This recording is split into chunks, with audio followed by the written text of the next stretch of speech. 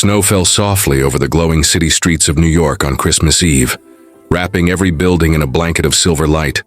Inside a quiet little cafe, a man sat alone at a corner table. His name was Adrian Cole, a powerful CEO known for his sharp mind and colder heart. But tonight, something was different. His usual steel-gray eyes seemed to carry a hint of warmth, as if he was waiting for someone who mattered. Across from him sat a bouquet of white roses and 2 untouched cups of cocoa. He checked his watch again, 7:15 p.m. She was late. He had never waited for anyone in his life, yet here he was, waiting for a woman he had never met. A blind date arranged by fate, or perhaps by his lonely heart that hadn't felt alive in years.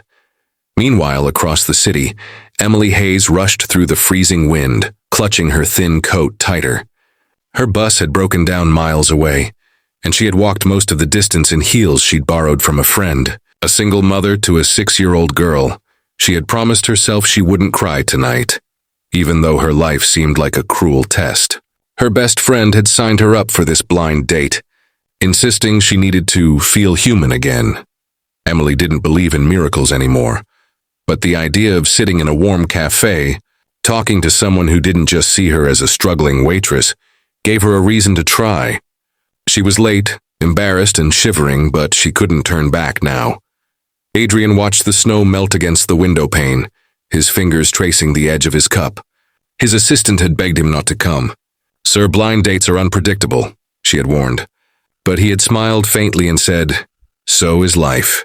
Beneath his calm exterior was a man tired of boardrooms, contracts, and empty Christmas galas.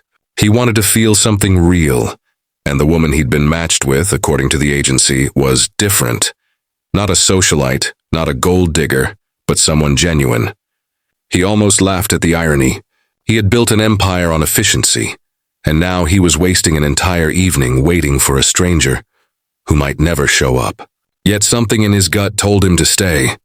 When Emily finally reached the cafe, her hair was damp, her hands numb, and her heart pounding. She stood outside for a moment, trying to catch her breath.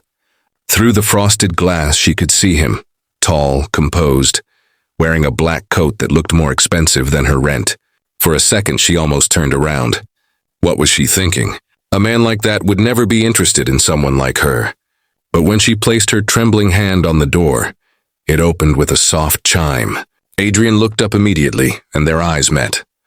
Time seemed to slow. There was something raw and real in that first glance, like 2 souls who had been lost in separate storms, suddenly recognizing each other. "You're late," Adrian said, his tone neutral but his eyes soft. "I'm sorry," she whispered, breathless. "The bus broke down." He gestured to the seat opposite him. "You made it. That's what matters." She sat down, still nervous, tugging at her sleeves to hide the small tear in her coat. The waiter came over, and Adrian ordered another cocoa without asking her preference, somehow knowing that was exactly what she needed. As she wrapped her hands around the warm cup, he noticed the calluses on her fingers, signs of hard work, of survival. It stirred something in him, something he hadn't felt in years. Respect, curiosity, admiration. They began to talk, awkwardly at first, then easily, like old friends rediscovering each other. She told him about her daughter, Lily, and how she worked 2 jobs to keep the lights on.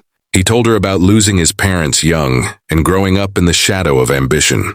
The more they spoke, the more the walls between them crumbled.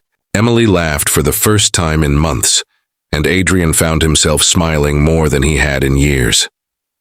When she apologized for being late again, he simply said, "I waited because something told me you were worth it." Her heart skipped. For a man who ruled boardrooms with fear, his words carried a tenderness she hadn't expected. Outside, the snow thickened, painting the world in white silence. Inside, the cafe had grown empty, yet neither of them noticed. Emily found herself telling him things she had never told anyone, about the nights she cried alone, about the dreams she'd buried beneath bills and responsibilities. Adrian listened, truly listened, without judgment or pity. He realized that her strength was the kind money could never buy. For the first time, he didn't feel like a CEO, just a man who wanted to protect the woman sitting before him from every hardship she'd ever faced. When the clock struck midnight, The cafe owner began turning off the lights. Emily stood up, embarrassed at how long she'd stayed. "I should go," she said softly. "My babysitter's waiting." Adrian rose too, hesitating for a moment before taking her coat and helping her put it on. "Let me drop you home," he offered. She shook her head, smiling shyly. "You've already waited long enough." He looked at her for a moment, memorizing the way the lights danced in her eyes. "Some people are worth waiting for," he said quietly. It wasn't a line. It was a confession. Outside, he walked her to the corner where the snow still fell like powdered stars. A cab pulled up and she turned to face him. "Thank you," she said, her voice trembling. "For waiting. No one ever does." Adrian's throat tightened. "Then they're fools."